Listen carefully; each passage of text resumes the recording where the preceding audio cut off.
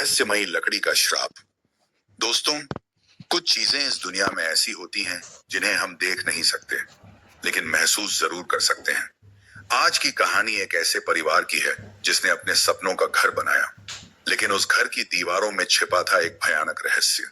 एक ऐसा रहस्य जो उनकी जिंदगी को नरक बना देगा। यह कहानी राजेश भाई की है, जो नेपाल से सऊदी अरब काम करने गए थे। लेकिन जो कुछ उनके परिवार के साथ हुआ, वो सुनकर आपकी रूह कांप जाएगी। राजेश एक संयुक्त परिवार से थे। उनके घर में माता पिता, पत्नी, दो बच्चे, छोटा भाई, उसकी पत्नी, उनके बच्चे और तीन बहनें रहती थीं।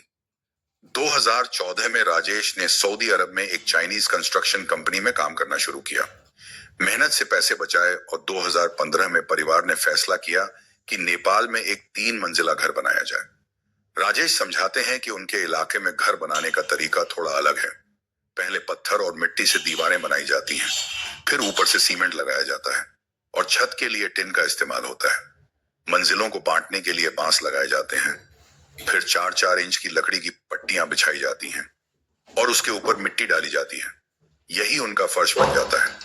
राजेश सऊदी में थे और उनके पिता और छोटे भाई ने घर की नींव रखी। 2 महीने में 2 मंजिलें तैयार हो गईं, लेकिन तीसरी मंजिल के लिए लकड़ी कम पड़ गई और मुसीबत यह थी कि बारिश का मौसम शुरू हो चुका था।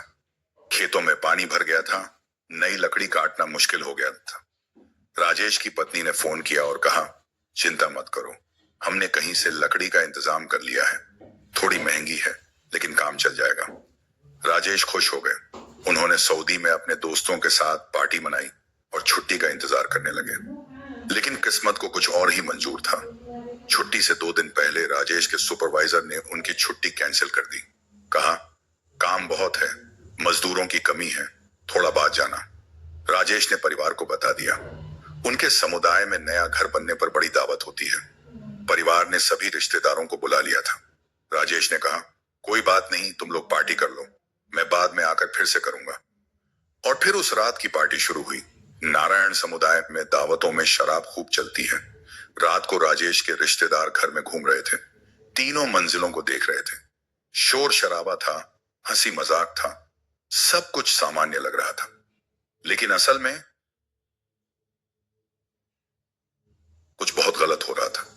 1 घंटे बाद राजेश के पिता सीढ़ियां चढ़कर तीसरी मंजिल पर गए। जब वे छत पर पहुंचे तो उन्होंने देखा कि छत के एकदम किनारे पर पीठ करके 2 बच्चे बैठे हैं।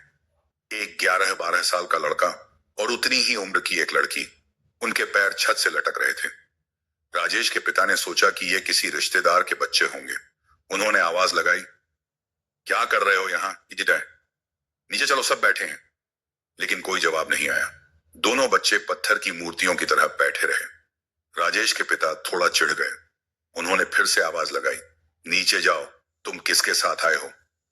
फिर भी कोई प्रतिक्रिया नहीं। राजेश के पिता ने सोचा कि चलकर इन बच्चों से बात करनी पड़ेगी। वे 4 कदम उनकी तरफ बढ़े। तभी अचानक किसी ने उनके कंधे पर हाथ रख दिया। जब वे पलटे तो उनके खून जम गए। उनसे 3 फीट दूर एक औरत खड़ी थी, लेकिन उसके हाथ असामान्य रूप से लंबे थे और एक हाथ राजेश के पिता के कंधे पर था। वह सामान्य नहीं थी। उसका चेहरा सफेद था, आंखें खाली थीं और उसके चेहरे पर एक अजीब सा दर्द था। राजेश के पिता की सांसें रुक गईं। डर से कांपते हुए उन्होंने पूछा, ये दोनों बच्चे तुम्हारे हैं? औरत ने 3-4 सेकंड तक कुछ नहीं कहा, फिर धीरे से अपना सिर हिलाया, ना मैं। राजेश के पिता ने फिर पूछा, तो तुम किसके साथ आई हो? औरत ने जवाब दिया, हम यहां सालों से रहते हैं। और फिर वह औरत जोर जोर से रोने लगी। इतनी भयानक आवाज थी कि राजेश के पिता की रूह कांप गई। वे चिल्लाते हुए सीढ़ियों से नीचे भागे। इतनी जल्दबाजी में भागे कि तीसरी मंजिल से दूसरी मंजिल पर गिर गए। उनकी टांग टूट गई। उसी समय एक और रिश्तेदार वॉशरूम की तरफ जा रहे थे। जब वे अंदर घुसे तो उन्होंने देखा कि एक 7-8 साल की लड़की कोने में सिर झुकाए जोर जोर से रो रही है। उन्होंने सोचा कि यह किसी रिश्तेदार की बेटी होगी। उन्होंने कहा, बेटा, साथ को के मत है, चलो, मुझे वॉशरूम यूज करना है। लेकिन लड़की रोती रही। वे रिश्तेदार उसे उठाने के लिए आगे बढ़े और जब उन्होंने लड़की का कंधा छुआ तो लड़की ने अपना सिर ऊपर उठाया। भाइयों, उसका पूरा चेहरा एकदम सपाट था। कोई नाक नहीं, कोई आंखें नहीं, और उसकी गर्दन आधी कटी हुई थी। खून नहीं था, लेकिन गर्दन आधी से लटक रही थी।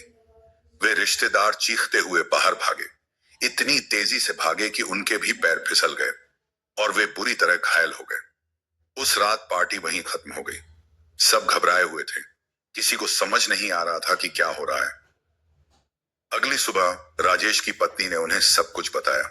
राजेश ने सोचा कि शायद सबने ज्यादा पी ली होगी और उन्हें भ्रम हो गया होगा। 2 दिन बाद एक धामी को बुलाया गया। धामी वह व्यक्ति होता है जो झाड़ फूंक करता है, भूत प्रेत भगाता है। जब धामी घर में घुसा तो उसने तुरंत कहा, यह शुभ नहीं है, यहाँ कुछ गड़बड़ है। राजेश के परिवार को बड़ा आश्चर्य हुआ, क्योंकि घर बनाने से पहले भूमि पूजन के समय यही धामी आया था और उसने कहा था कि सब ठीक है, लेकिन अब वह कुछ और कह रहा था। धामी ने थोड़ी देर ध्यान लगाया और फिर बोला, समस्या पत्थरों में नहीं है, समस्या लकड़ी में है।